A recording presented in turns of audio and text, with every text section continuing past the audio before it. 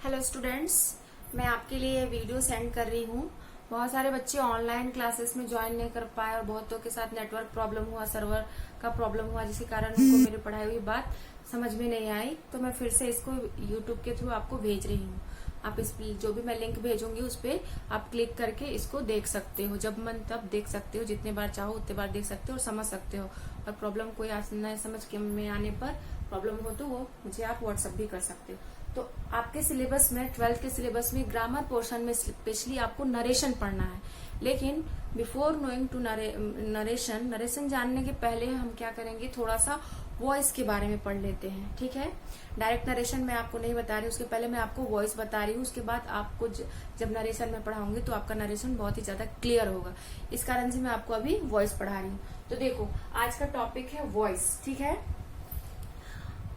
Voice क्या है? हम कोई भी एक्शन करते हैं, कोई भी काम करते हैं तो उसको दो तरीके से बता सकते हैं। तो किए गए काम को बताने के तरीके के आधार पर कोई भी काम अगर हो रहा है या हुआ था, तो तीनों फॉर्म में क्या होगा, काम को बताने का तरीका दो प्रकार का हो सकता है। उसके आधार पे हम जो सेंटेंस है उसको दो प्रकार में बांट सकते हैं। तो क्या होता है, उसको पहला हम सेंटेंस बोलेंगे एक्टिव फॉर्म, या इसको हम बोल सकते हैं एक्टिव वॉइस। वॉइस को हिंदी में क्या बोलेंगे, वाच्य। दूसरा क्या है, पैसिव फॉर्म, पैसिव वॉइस या पैसिव फॉर्म। अब देखो, वॉइस दो प्रकार का होगा। वॉइस के थ्रू हम बताएंगे क्या, कोई भी एक्शन या कोई भी काम जो हो गया या हो रहा है या हुआ था उसको हम बता रहे हैं। मतलब कोई भी एक्शन हम शो कर रहे हैं कि ये काम हुआ था, ऐसा। तो ये दो प्रकार से हो सकता है, या तो एक्टिव वॉइस के रूप में हो सकता है या फिर पैसिव वॉइस के रूप में हो सकता है। आपको स्पेलिंग दिख रही है, एक्टिव ACTIVE, एक्टिव वॉइस, और passive PASSIVE, passive voice. Active voice and passive voice. अब देखेंगे एक्टिव वॉइस क्या है और पैसिव वॉइस क्या है। तो सबसे पहले हम एक्टिव वॉइस की बात करेंगे। अगर कोई भी सेंटेंस दिया हुआ है, इंग्लिश में आपको कोई भी सेंटेंस दिया हुआ है, अगर उस सेंटेंस में सब्जेक्ट की इंपॉर्टेंस है, किसकी इंपॉर्टेंस, इंपॉर्टेंस ऑफ सब्जेक्ट। कौन इंपॉर्टेंस है, इंपॉर्टेंस ऑफ सब्जेक्ट। इसमें क्या इंपॉर्टेंस होगा, दो प्रकार का होगा वॉइस, एक्टिव वॉइस होगा और पैसिव वॉइस। तो सबसे पहले हम एक्टिव वॉइस को देखेंगे। तो एक्टिव वॉइस क्या है, इंपॉर्टेंस ऑफ सब्जेक्ट। जिस वाक्य में कोई भी एक्शन या काम सब्जेक्ट के थ्रू हो रहा है, ठीक है, किसके थ्रू, सब्जेक्ट के थ्रू हो रहा है, या सब्जेक्ट उसमें इंपॉर्टेंस है, सब्जेक्ट का सबसे ज्यादा इंपॉर्टेंस है, तब हम उसको बोलेंगे, क्या बोलेंगे उसको हम, एक्टिव वॉइस। जैसे मैं आपको एग्जांपल लिख रही हूँ, he plays cricket, he plays cricket. एक सेंटेंस है यहाँ पे, ही बहुत ही सिंपल सा सेंटेंस है, मैंने प्रेजेंट इंडेफिनिट टेंस का एग्जांपल लिया है यहाँ पर, ही प्लेज क्रिकेट। अब देखो इसमें क्या है, अब अगर हम इसका अलग अलग पार्ट देखें तो ही क्या है, ही सब्जेक्ट हुआ है ना, ये क्या है, सब्जेक्ट है। प्ले क्या है, ये मेन वर्ब है। क्रिकेट क्या है, ये ऑब्जेक्ट है। ठीक, सब्जेक्ट, मेन वर्ब और ऑब्जेक्ट। ठीक, अब क्या है, इसमें हम ये देख रहे हैं कि अगर सब्जेक्ट का इंपॉर्टेंस है तो क्या हो जाएगा, एक्टिव फॉर्म होगा। सब्जेक्ट इंपॉर्टेंट, अगर काम को सब्जेक्ट कर रहा है तो वॉइस क्या होगा, एक्टिव वॉइस होगा। ठीक है ना, तो इसको हम बोलेंगे एक्टिव वॉइस। अगर समझ में आ गया, एक्टिव वॉइस में किसकी इंपॉर्टेंस होगी, सब्जेक्ट की इंपॉर्टेंस होगी। अब दूसरा हमको पढ़ना क्या है, चेंज करने के लिए। आपके एग्जाम में कैसे आएगा, चेंज करने के लिए आएगा, change this sentence from active to passive. दूसरा फॉर्म होता है पैसिव फॉर्म। दूसरा फॉर्म हो गया पैसिव फॉर्म या पैसिव वॉइस। उसको हम कैसे पहचानेंगे कि पैसिव वॉइस, पैसिव वॉइस में क्या होगा, इंपॉर्टेंस ऑफ ऑब्जेक्ट। क्या इंपॉर्टेंस होगा, इंपॉर्टेंस ऑफ ऑब्जेक्ट।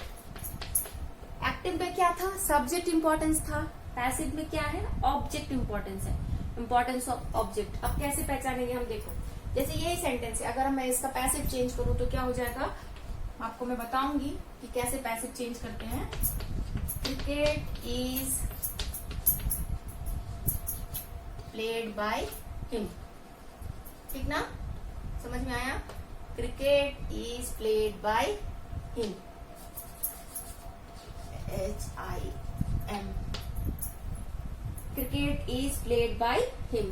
तो क्रिकेट यहाँ पे क्या था, ही प्लेज क्रिकेट, वह क्रिकेट खेलता है, मतलब खेलने का काम किसके द्वारा हो रहा है, ही के द्वारा। ही क्या कर रहा है, खेल रहा है, यानी खेलने का प्रभाव किस पे पड़ रहा है, क्रिकेट पर पड़ रहा है। अब यहाँ क्या है, cricket is played by him, मतलब क्रिकेट कौन खेल रहा है, तो ही खेल रहा है। इंपॉर्टेंस क्या है, खेलने का, कौन सी खेल खेल रहा है, क्रिकेट खेल रहा है। तो कौन खेल रहा है, क्रिकेट, ही खेल रहा है। तो यहाँ पे क्या है, ये ऑब्जेक्ट था, ये यहाँ का ऑब्जेक्ट है जो यहाँ पे जाकर के एज ए सब्जेक्ट काम करने लगा। समझ में आ रही है मेरी बात? जब ऑब्जेक्ट सब्जेक्ट के रूप में काम करने लगे तब हम उसको क्या बोलेंगे, पैसिव वॉइस। ऑब्जेक्ट क्या होगा, सब्जेक्ट के रूप में जब काम करेगा तो अब हम उसको क्या बोलेंगे, पैसिव वॉइस। इसमें यानी कि ऑब्जेक्ट का इंपॉर्टेंस होगा, ऑब्जेक्ट एज ए सब्जेक्ट काम करेगा। ऑब्जेक्ट जब सब्जेक्ट के रूप में काम करेगा तब क्या कहलाएगा, वो पैसिव वॉइस कहलाएगा। तो इतना आपको समझ में आया कि कोई भी एक्शन जो हो रहा है वो दो टाइप से हो सकता है, या तो एक्टिव फॉर्म में हो सकता है या पैसिव फॉर्म में हो सकता है। अगर कोई एक्शन एक्टिव फॉर्म में हो रहा है तो उसमें सब्जेक्ट की इंपॉर्टेंस होगी। मैंने यहाँ पे लिखा है एक्टिव वॉइस में इंपॉर्टेंस ऑफ सब्जेक्ट। यहाँ देखो एग्जाम्पल दिया है, ही प्लेज क्रिकेट, मतलब ही सब्जेक्ट है, ही क्या काम कर रहा है, खेलने का, और खेलने का प्रभाव किस पे पड़ रहा है, क्रिकेट पे पड़ रहा है। ठीक है, अब देखो पैसिव वॉइस क्या होगा, अगर कोई भी सेंटेंस दिया हुआ है और उसमें सब्जेक्ट का काम अगर ऑब्जेक्ट करे, ठीक है, सब्जेक्ट का काम कौन करे, ऑब्जेक्ट करे, तब वो क्या कहलाएगा, पैसिव फॉर्म कहलाएगा। जैसे cricket is played by him, यहाँ पे क्रिकेट क्या है, क्रिकेट एज ए सब्जेक्ट काम कर रहा है। एक्चुअली में क्या है, ये एक्चुअली में हकीकत में क्या है, ये एक ऑब्जेक्ट है, लेकिन ये काम क्या कर रहा है, सब्जेक्ट का। तो इसको हम क्या बोलेंगे, पैसिव फॉर्म। ठीक है ना, ये हो गया एक्टिव फॉर्म और पैसिव फॉर्म। अब एक्टिव फॉर्म को पैसिव फॉर्म में चेंज कैसे करेंगे उसके बारे में हम पढ़ेंगे, how to change active form into passive form. ठीक है, क्या पढ़ेंगे हम, how to change active form, how to change active form into passive form. दिखाई दे रहा है ना आप लोग को, how to change active form into passive form. तो एक्टिव फॉर्म को पैसिव फॉर्म में चेंज करने के लिए कुछ रूल्स होते हैं, कुछ नियम होते हैं, उसको हम पढ़ेंगे। तो क्या क्या नियम है इसके बारे में मैं आपको बता रही हूँ। ठीक है, देखो बहुत इजी है, बिल्कुल भी डिफिकल्ट नहीं है, थोड़ा सा ध्यान से समझना। ठीक है, एक्टिव फॉर्म, कोई भी सेंटेंस दिया होगा, आपको क्वेश्चन क्या पूछा जाएगा कि चेंज दिस सब्जेक्ट या change this active form into passive form. इस एक्टिव फॉर्म को पैसिव फॉर्म में चेंज करिए या पैसिव फॉर्म को एक्टिव फॉर्म में चेंज करिए, आपस में दोनों इंटरचेंज होता है। तो जैसे मैं यहाँ पे ही प्लेज का एग्जाम्पल ले रही हूँ आपके, अभी ही प्लेज क्रिकेट। ठीक है ना, हाँ, इसी के थ्रू हम समझेंगे आगे की बात कैसे इसको करना है। तो ही प्लेज क्रिकेट। ठीक है, अब एक्टिव फॉर्म से पैसिव फॉर्म कैसे चेंज करेंगे, तो सबसे पहला एक्टिव फॉर्म से पैसिव फॉर्म उसी सेंटेंस का चेंज होता है जिसमें ट्रांजिटिव वर्ब हो। क्या हो, पहला पॉइंट क्या होगा कि ट्रांजिटिव वर्ब हो, ट्रांजिटिव वर्ब। ट्रांजिटिव वर्ब किसको बोलेंगे, ऐसा वर्ब जिसमें ऑब्जेक्ट हो। समझ गए, सिंपल वे में आप क्या समझ सकते हैं कि ऑब्जेक्ट प्रेजेंट हो। क्या हो, ऑब्जेक्ट प्रेजेंट हो। अगर सेंटेंस में ऑब्जेक्ट प्रेजेंट नहीं है तो उसका वॉइस कभी चेंज नहीं हो सकता। समझ में आया ना। अगर कोई भी, देखो यहाँ पे क्या लिखा है मैंने कि पैसिव वॉइस उसी का चेंज होगा जिसमें क्या हो, ट्रांजिटिव वर्ब हो या ऑब्जेक्ट प्रेजेंट हो। सेंटेंस में ऑब्जेक्ट प्रेजेंट हो तभी क्या होगा, पैसिव वॉइस चेंज होगा, नहीं तो नहीं होगा। जैसे हम एक एग्जांपल लेंगे, ही प्लेज क्रिकेट। इसमें जो प्लेज है वो क्या है, ट्रांजिटिव वर्ब है। क्यों ट्रांजिटिव वर्ब है, क्योंकि प्लेज के पास एक ऑब्जेक्ट है, वो ऑब्जेक्ट क्या है, क्रिकेट है। अगर प्लेज के पास ऑब्जेक्ट नहीं होता तो इसका हम चेंज नहीं कर पाते वॉइस। अगर मान लो ये ऑब्जेक्ट को हम मिटा दे थोड़ी देर के लिए, ऑब्जेक्ट ना दिखे और हमको क्या दिख रहा हो, ऑब्जेक्ट ना दिखे और केवल क्या दिखे, ही प्लेज ही लिखा हो, तो ही प्लेस में क्या होगा, ऑब्जेक्ट नहीं है, तो इसका आप वॉइस चेंज नहीं कर सकते। समझ में आई ना मेरी बात। पैसिव वॉइस उसी का चेंज होगा जिस सेंटेंस में ऑब्जेक्ट होगा, इतना याद रखना। पैसिव वॉइस उसी का चेंज होगा जिस सब्जेक्ट में क्या हो, जिस सेंटेंस में क्या हो, ऑब्जेक्ट होगा। जैसे ये देखो, ही प्लेस में ऑब्जेक्ट नहीं है तो इसका आप वॉइस चेंज नहीं कर सकते। समझ में आ गया ना। तो इसलिए पहला कंडीशन क्या होना चाहिए कि ट्रांजिटिव वर्ब में ऑब्जेक्ट प्रेजेंट होगा, तभी क्या होगा, वॉइस चेंज हो जाएगा, नहीं तो नहीं होगा। इतना समझ में आ गया ना आपको। दूसरा पॉइंट क्या होता है, पैसिव फॉर्म में जब हम चेंज करते हैं, पैसिव फॉर्म के लिए पढ़ रहे हैं ना, कंडीशन है ये सारे कंडीशन क्या होगा, पैसिव फॉर्म के लिए। दूसरा पॉइंट क्या होता है कि जो सेंटेंस का ऑब्जेक्ट है वो सब्जेक्ट के रूप में काम करने लगता है। तो आप हम इसको ऐसे लिख सकते हैं, बहुत ही सिंपल तरीके से मैं आपको बता रही हूं। ऑब्जेक्ट किसमें चेंज हो जाएगा, सब्जेक्ट में। ठीक है, ऑब्जेक्ट किसमें चेंज हो जाएगा, सब्जेक्ट में, और सब्जेक्ट किसमें चेंज हो जाएगा, ऑब्जेक्ट में। ये याद रखना। ठीक, सब्जेक्ट किसमें चेंज हो जाएगा, ऑब्जेक्ट में, सॉरी ऑब्जेक्ट, पैसिव फॉर्म जैसे ही चेंज करेंगे हम, ऑब्जेक्ट किसमें चेंज हो जाएगा, सब्जेक्ट में, और सब्जेक्ट किसमें चेंज हो जाएगा, ऑब्जेक्ट में। मतलब सब्जेक्ट ऑब्जेक्ट के रूप में, ऑब्जेक्ट सब्जेक्ट के रूप में काम करने लगा। मतलब लेकिन जो ऑब्जेक्ट का केस होगा, सब्जेक्ट का जो केस होगा वो एक्टिव फॉर्म में थोड़ा सा वो उसका केस चेंज हो जाएगा, प्रोनाउन फॉर्म जो है वो चेंज हो जाएगा। ये याद रखना, सेकेंड वाला पॉइंट। ये आपको सिंपल याद करना है कि सब्जेक्ट क्या है, ऑब्जेक्ट क्या है। एक्टिव फॉर्म का जो ऑब्जेक्ट होगा, यहाँ पे लिख लेते हैं आप, active form, AC, active form का क्या होगा, सब्जेक्ट ऑब्जेक्ट। एक्टिव फॉर्म का ऑब्जेक्ट पैसिव फॉर्म में जाकर के सब्जेक्ट के रूप में काम करेगा। ठीक ना, इतना समझ गए। उसके बाद थर्ड पॉइंट देखो, थर्ड पॉइंट क्या होगा, जो हम देखेंगे इसके में यूज करते हैं, हेल्पिंग वर्ब का यूज होगा। Use of helping verb, use of helping verb.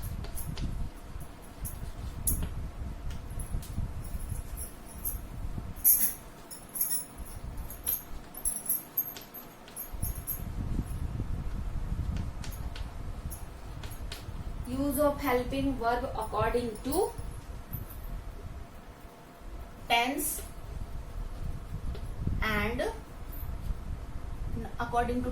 and number of object,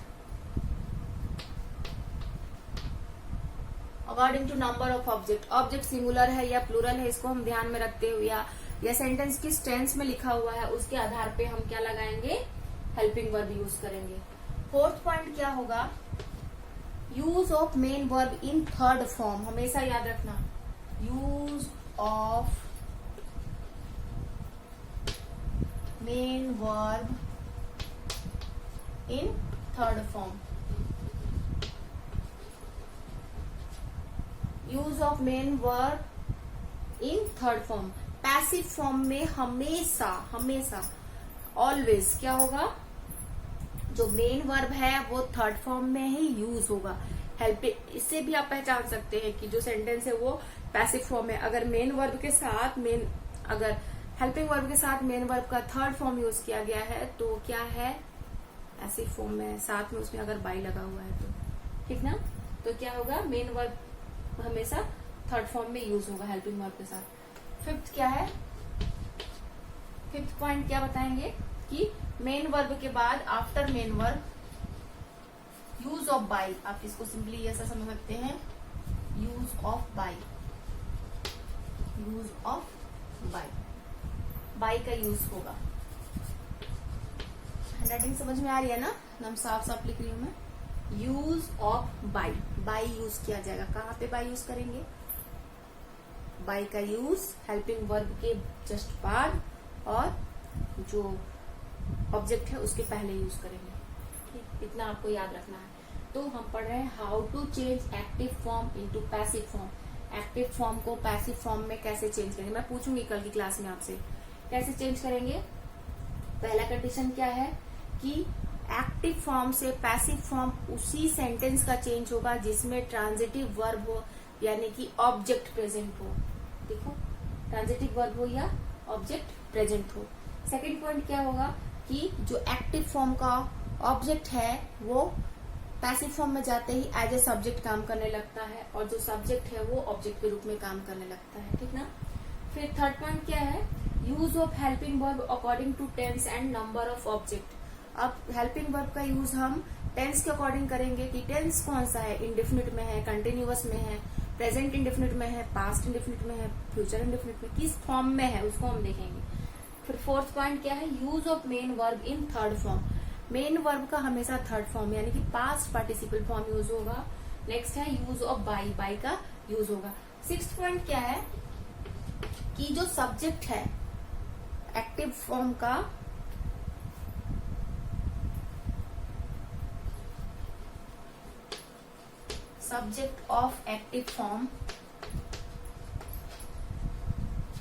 subject of active form is changed in pronoun form।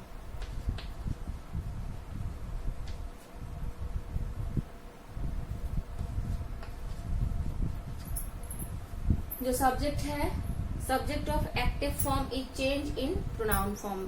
जो सब्जेक्ट है उसका जब हम पैसिव वॉइस चेंज कर रहे हैं तो वो उधर पैसिव वॉइस में चेंज जब होता है तो हम उसका हमेशा प्रोनाउन फॉर्म यूज करते हैं।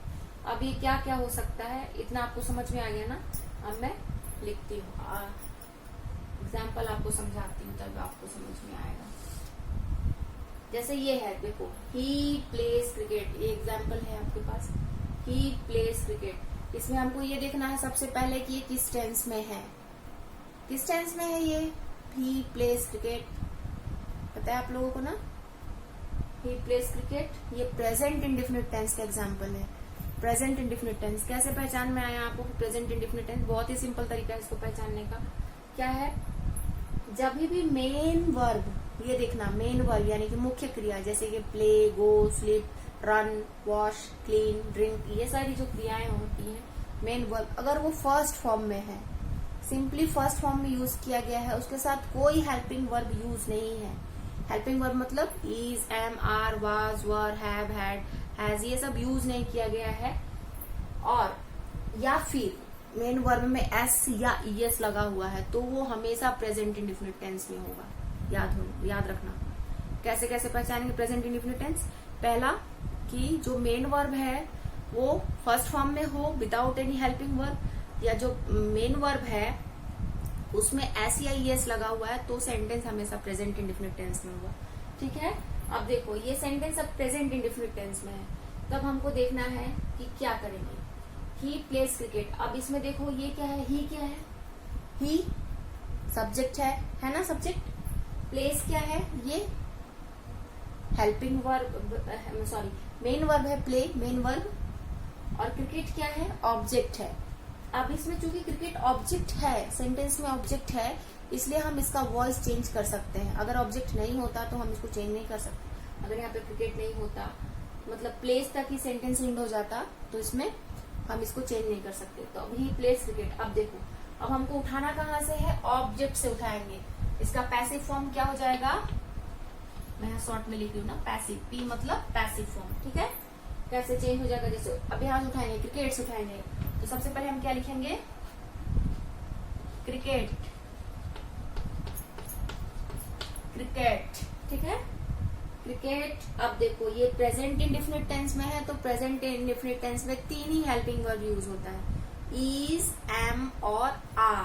क्या क्या, यहाँ मैं लिख रही हूँ प्रेजेंट टेंस के लिए कौन कौन सा यूज होता है हेल्पिंग वर्ब, इज, एम और आर। ठीक है ना, ये तीन हेल्पिंग वर्ब यूज होता है। आपको पता है सिंगुलर नंबर के साथ इज यूज होगा, प्लूरल नंबर के साथ आर यूज होगा, और एम तो हमेशा आई के साथ ही यूज होगा, किसी और के साथ यूज नहीं होगा। तो अब देखो, अब यहाँ पे देखना है क्रिकेट क्या है, क्रिकेट सिंगुलर नंबर है, एक है ना, एक क्वेश्चन है क्रिकेट, तो इसके हिसाब से क्या लग जाएगा, इज लगेगा, तो क्या हो जाएगा, क्रिकेट इज। क्या हो गया, क्रिकेट इज। अब देखो यहाँ पे प्ले क्या है, मैंने क्या बताया, मेन वर्ब हमेशा थर्ड फॉर्म में हो जाएगा, तो प्ले का थर्ड फॉर्म क्या हो जाएगा, प्लेड। क्या हो जाएगा, प्लेड। ठीक, क्रिकेट इज प्लेड, दिख रहा है ना। अब देखो ही है, अब इसको हमको ले जाना है ऑब्जेक्ट के रूप में, लेकिन प्लेड के पहले क्या लगेगा, एक वर्ड लगेगा ना, क्या है वो, by. Cricket is played by, अब ही हिम में चेंज हो जाएगा, इसमें चेंज हो जाएगा ही हिम में। हिम में क्यों चेंज हुआ, ये रूल है, ही हिम में चेंज हो जाता है। देखेंगे हम कौन सा किस में चेंज होता है। देखो समझ में आ गया ना, ही प्लेज क्रिकेट हम कहाँ से उठाएंगे, ऑब्जेक्ट से उठाएंगे। ऑब्जेक्ट सबसे पहले हम देखेंगे सिंगुलर है प्लूरल है, तो ऑब्जेक्ट को हमने लिख लिया। उसके बाद हम देख रहे हैं कि सेंटेंस कौन से टेंस में है, प्रेजेंट इंडेफिनिट में है या पास्ट इंडेफिनिट में है या कौन से फॉर्म में है। तो सेंटेंस अगर प्रेजेंट इंडेफिनिट में है तो हम हेल्पिंग वर्ब 3 ही यूज कर सकते हैं, इज, एम और आर। अब इज, एम, आर में से क्या यूज होगा, ये डिपेंड करता है कि ऑब्जेक्ट कैसा था, ऑब्जेक्ट कैसा है, सिंगुलर है प्लूरल है या इज या और क्या है, इसके आधार पे हम यूज कर सकते हैं। तो सबसे पहले हम देखेंगे क्या होगा कि सब्जेक्ट यहाँ पे क्या है, सिंगुलर है, तो क्रिकेट इज हो जाएगा, cricket is played by him, by लग गया फिर हिम लग गया, ठीक ना। इतना आपको समझ में आ गया। अब इसके आगे हम देखेंगे कि कौन सा केस किस में चेंज हो जा रहा है। लिख लेना कॉपी में, है ना, क्लियर है आपको सब चीज। जैसे देखो अगर एक्टिव फॉर्म में ही है तो हमेशा हिम में चेंज हो जाएगा, शी है तो हर में चेंज हो जाएगा, आई है तो मी में चेंज हो जाएगा, ठीक है, आई है तो मी में चेंज हो जाएगा, दे है तो देम में चेंज हो जाएगा, वी है तो अस में चेंज हो जाएगा, ठीक। और अगर इट है तो इट ही रहेगा, इट है तो इट ही रहेगा। और इतना, यू है तो यू ही रहेगा, यू क्या में रहेगा, यू ही। ये याद रखना है आपको, केस चेंज होगा। ये एक्टिव फॉर्म में है, ए लिख रही हूं मैं यहाँ पे, और ये पैसिव फॉर्म के लिए पी। एक्टिव फॉर्म में अगर ही है तो हिम में चेंज हो जाएगा, शी है तो हर में चेंज हो जाएगा, एक्टिव फॉर्म में आई है तो मी में चेंज हो जाएगा, दे है तो देम में चेंज हो जाएगा, वी है तो अस में चेंज होगा, वी अस में चेंज हो जाएगा, इट है तो इट में ही रहेगा, अगर यू है तो यू में ही रहेगा, दो चीज चेंज नहीं होता है, इट और यू, याद रखना। अब देखो ये तो अगर डायरेक्ट दिख रहा है तो आपको ऐसे चेंज कर देना है, समझ में आया ना। लेकिन कभी कभी क्या होता है कि सब्जेक्ट प्लूरल फॉर्म में होता है, वो डायरेक्ट दिखना नहीं होता है। जैसे मान लो उसको, ठीक है, आगे एग्जाम्पल के थ्रू हम पढ़ेंगे। जितना भी ये प्रोनाउन, स्पेशली प्रोनाउन आपको याद करना है कि प्रोनाउन कैसे चेंज हो रहा है। प्रोनाउन का जो फॉर्म है ये क्या है, नॉमिनेटिव केस में है, उसके बाद ये एक्यूजेटिव केस में चेंज हो जाता है जाकर के, ठीक है। अब हम अगला एग्जाम्पल लेते हैं आपको बताने के लिए।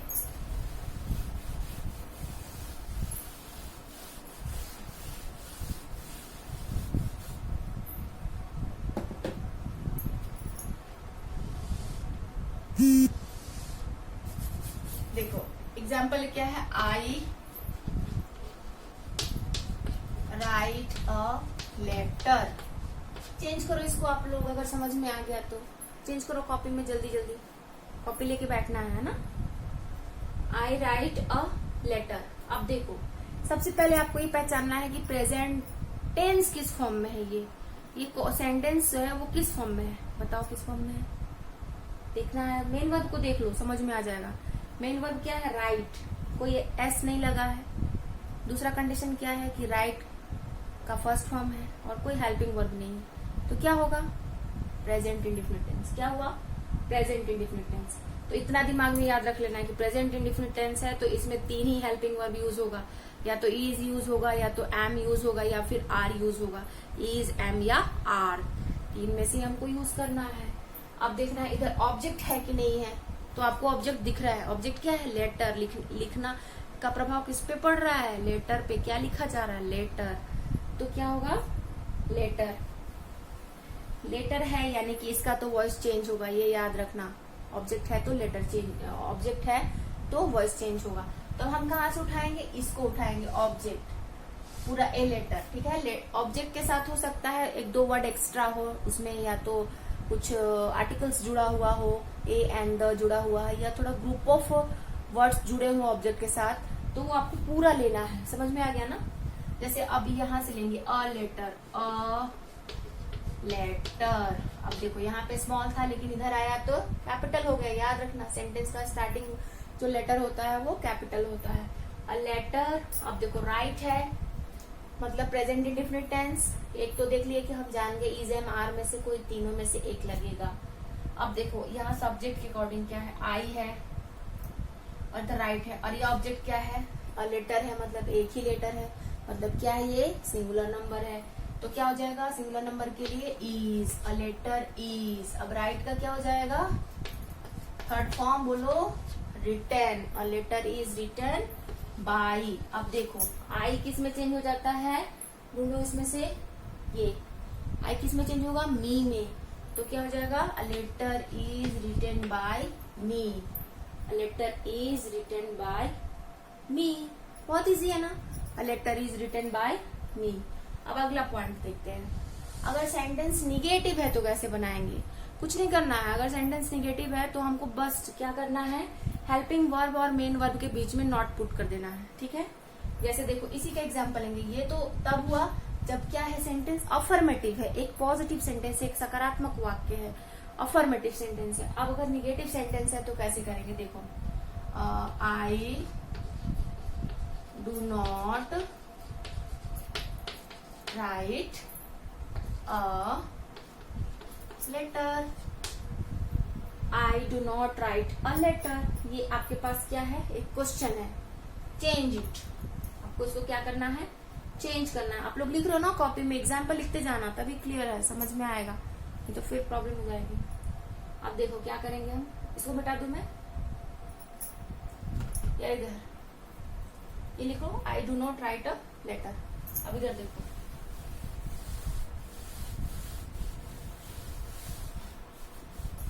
जो भी मैं लिख रही हूँ उसको आप कॉपी में लिखोगे तभी आपको क्लियर होगा, क्योंकि ब्लैक बोर्ड छोटा है, पूरा एक साथ नहीं आ पा रहा है इसमें। अब देखो I do not write a letter, अब इसको चेंज करना है हमको, सेम प्रोसेस अपनाएंगे हम।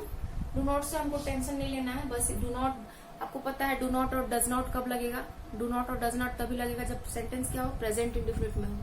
प्रेजेंट इंडेफिनिट में हो तभी क्या लगेगा, डू नॉट और डज नॉट। तो क्या हो जाएगा, फिर से इसको हम लेंगे अ लेटर से, अ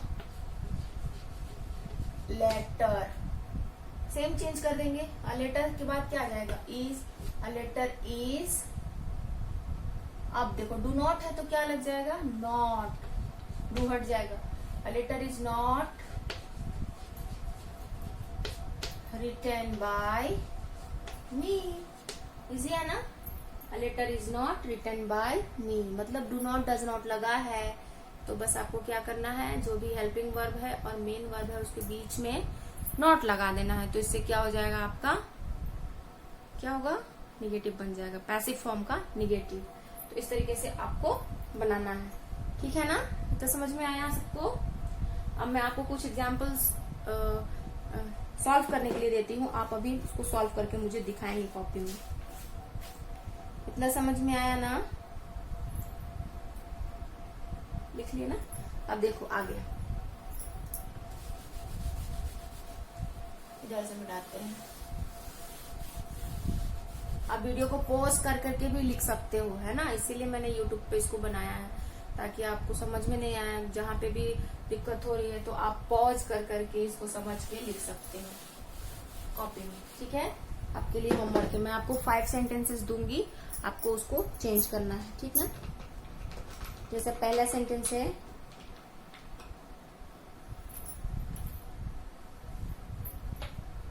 होमवर्क आपका है, यहाँ मैं लिख गई हूँ होमवर्क। क्या करना है इसमें, अभी बनाना है homework. He helps me, he helps me. ये याद रखना कि जो आई मी में चेंज होता है तो मी भी आई में चेंज होता है, ठीक है, इंटरचेंज होता है। ही शी में चेंज होता है तो शी भी ही में चेंज होता है। मैं आपको यहाँ पे लिख देती हूँ ताकि आप भूले ना। आई किस में चेंज हो जाएगा? मी में। आपस में चेंज होगा ये। आई, मी, ही, हिम में, शी, हर में, दे, देम में। यू तो यू ही रहता है, नो चेंज होता है इसमें।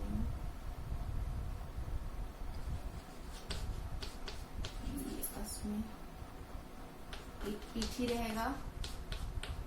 देखो ये जो साइन है ये रिवर्सिबल है ना, दोनों आपस में चेंज हो जाते हैं। ये इसमें चेंज होगा, ये इसमें चेंज होगा। तो आपको उससे डरना नहीं है, देखना है कि किस फॉर्म में, जिस फॉर्म में उसके पहले उसका मतलब अपोजिट वाले में चेंज कर देना। ये आपको रट जाना है, याद कर लेना है कि ही हिम में चेंज होगा, शी हर में चेंज होगा, फिर यू दे में चेंज होगा, वी अस में चेंज हो जाएगा। ये आपको याद रखना है। अगर आप इसको याद नहीं रखोगे तो नहीं बना पाओगे। दो चीज मेन इंपॉर्टेंट है इसमें।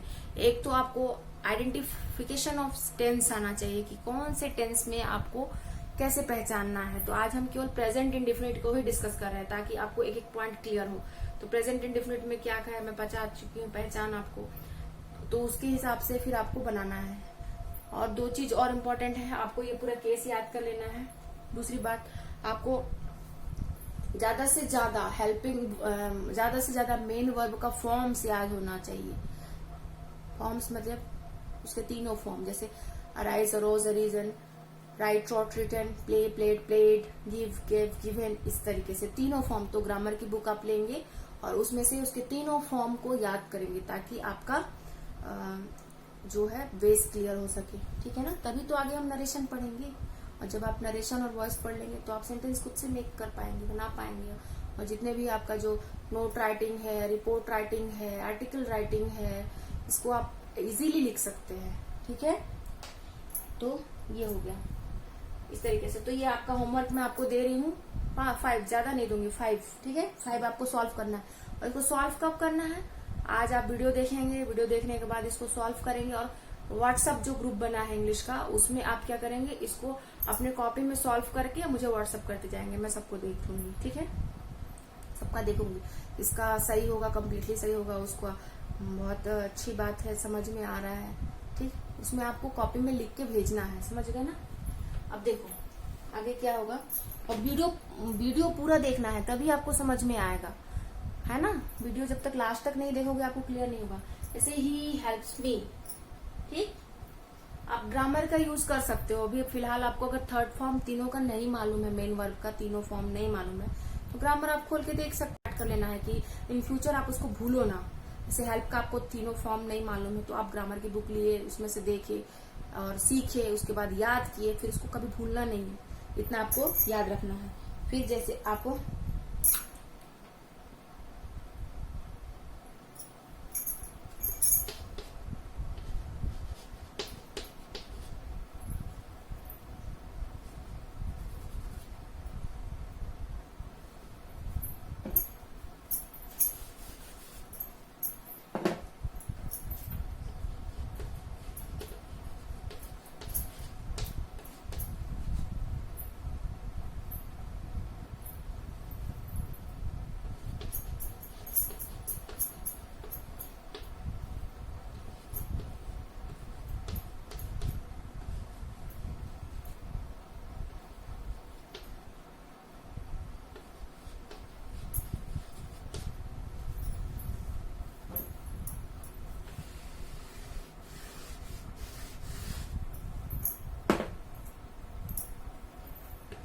फर्स्ट, सेकंड, थर्ड, फोर्थ क्या है?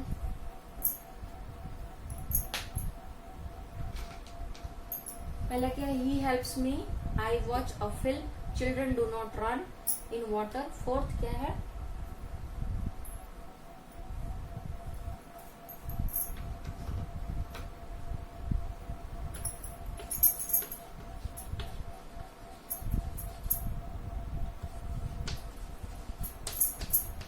You read books. ठीक है? हुआ? ये लिख लिया क्या? ये चारों आपको चेंज करना है। 5वां मैं आपको इधर लिखती हूँ। ये लिख लिया ना? ये लिख लेना।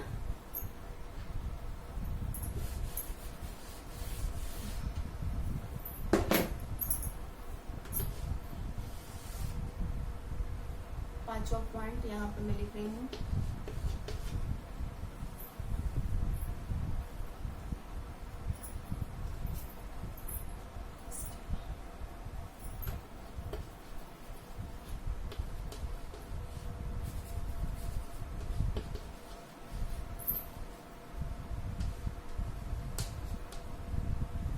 देखो, दे स्टील अ कार, ठीक है? ये आपको इतना बनाना है। ये क्या है? आपका पूरा होमवर्क है। पहला क्या है? He helps me, I watch a film, children do not run in water, you read books. फिर 5th क्या है? They still a car. ये होमवर्क है आपको, इसको बनाना है। बनाने के बाद क्या करना है? अपनी कॉपी भी बनाना है। कॉपी भी बना करके व्हाट्सएप में आपको जो भी हम लोग का इंग्लिश का ग्रुप बना है उसमें आपको सेंड करना है। ये वीडियो मैं आपको यूट्यूब के थ्रू एक लिंक भेजूंगी। लिंक में भेज करके के थ्रू भेज रही हूँ मैं, ताकि आप इसको जब मन तब देख सको और समझ सको, ठीक है? और अगर वीडियो आपको अच्छा लगेगा तो चैनल को सब्सक्राइब कर लेना, लिंक लाइक कर लेना, है ना? ताकि आपको अगला वीडियो भी आपको कंटिन्यूअसली मिलता रहे। Thank you.